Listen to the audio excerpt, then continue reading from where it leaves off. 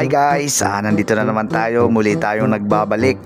Masarap makaulit kaya dinagdagan ko pa ng kasama. Nagtawag sila ng import, ika nga.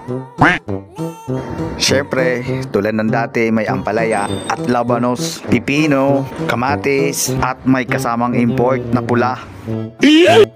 Syempre, carrots at singkamas. Nasa bahay kubo na tayo guys. At kung may import na pula, may import din na puti.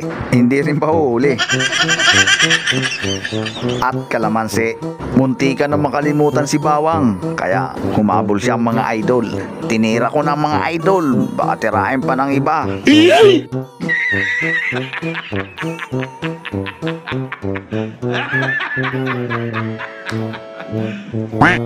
At okay naman daw mga idol. Sa awa ng Diyos, pasado naman sa panlasa ng aking anak. Alright? So maraming salamat po. Bye bye. Galing ha? Sana all.